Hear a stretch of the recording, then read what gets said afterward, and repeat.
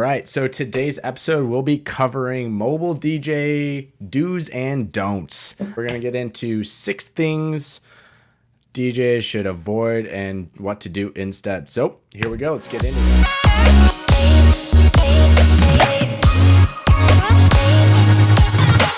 All right, so starting out this, theme, there's probably going to be in the future maybe 2 or 3 chapters of this. It falls definitely into the DJ tips, best practices category.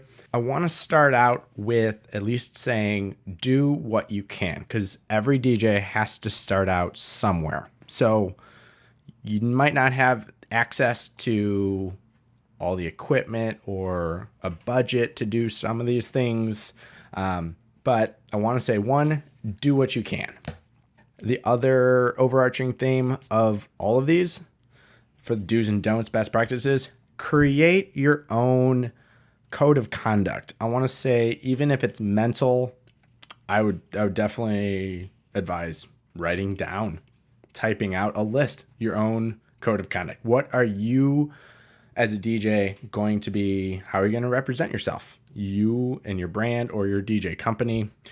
1, set up time and set up attire. How are you setting up your gear? If it takes you an hour to set up every little cord, every little detail of your stand, your booth, your equipment, your lights, your speakers, whatever you have to set up, do not show up 1 hour before you have to play. Rule of thumb, I say, is earlier the better, and show up to set up everything before you even think the earliest guest would ever even show up. So I'm thinking if a gig starts at 4, the earliest family member, whatever type of gig, could be 3 o'clock, could be an hour before. That means I want to have every little detail finalized before the first guest arrives.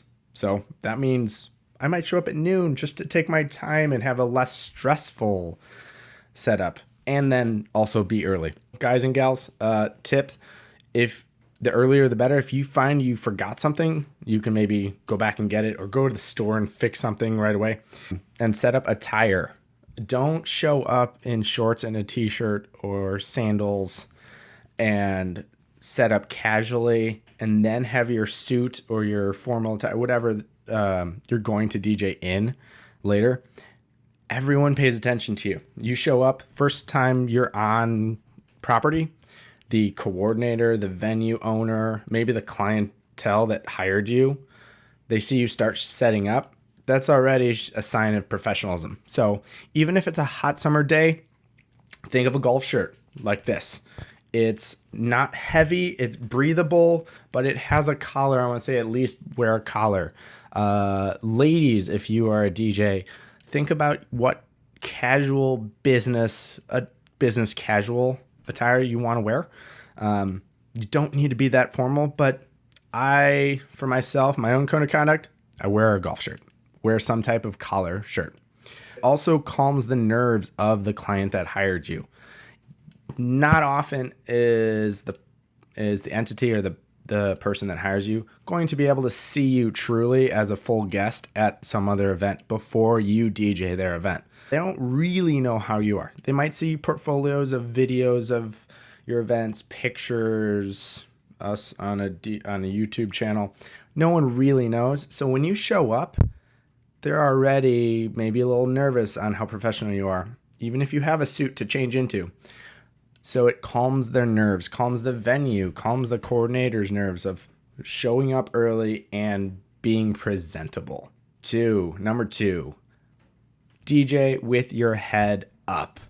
Too often, I find DJs that get too focused on what they want to DJ, what they want to mix, what songs they like, and then forget the purpose of why they're there. Entertainment for whoever hired you. What's the purpose of that event? So DJ and pay attention to your crowd. Don't be selfish. So DJ with your head up, meaning look at the crowd, look at the floor. What does the dance floor want? What does the venue want? What does the setting call for? Don't DJ with your head down. 3, Aesthetics. We're going to talk about cords. Make them black. Do not want to see orange extension cords anywhere. Whether you're running extension power cords up to lights, off your table, from a mixer, from speakers, make everything black. Tuck them away. If you've got 5 cords running this way from this way and 2 cords running that way, cord them together, jumble them together so it's maybe uniform. If you need to, tape them down, gaffing tape, and no one wants to trip. So cord management, make it look presentable. 4, speaker aesthetics. You don't think of speaker aesthetics often just because speakers are there for the sound, but every piece of your equipment is part of your setup. So let's talk about the aesthetics. Speakers come mostly in black and cords are black. Think about that. That's for a reason. So you don't want to see kind of the guts and glory of, chords and power in the back of amplifiers. So let's try to cover as much stuff. But that's why they make, for more PA speakers that go on tripod stands, they make spandex like or stretch covers for the tripod. So you don't see the stand and the 3 legs on a tripod.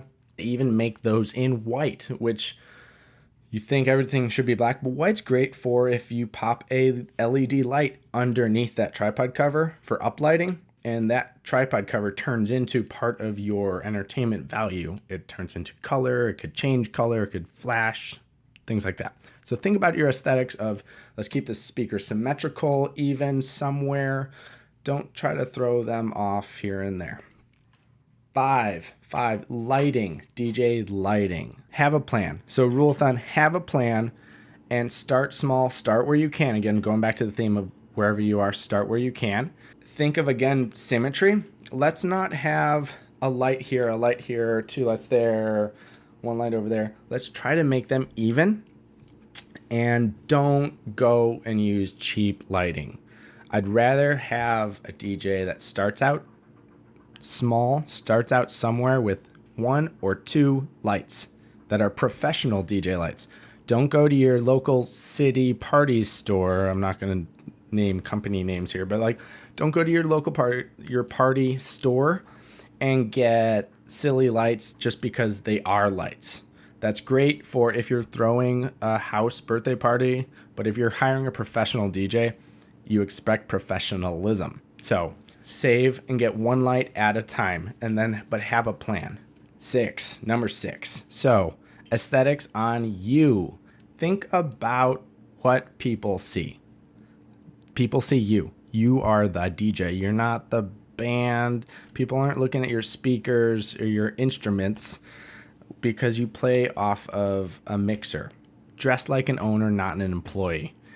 That doesn't mean come to every event in a suit and tie, but consider yourself your brand. So do your hair. Attention to detail. Don't be selfish, DJ, with your head up. Think about your plan. Think about what your event calls for. Very often my gigs call for collared shirts, ties, a jacket, something more formal. But there's times where that's not called for.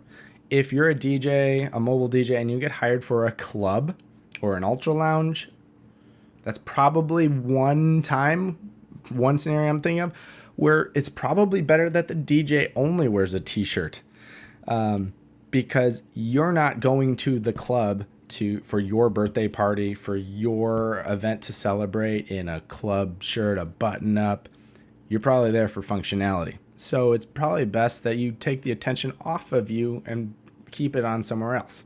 Think about what you're wearing. Don't try to be over flashy and think, I'm the DJ, I'm super cool, I got to dress that part.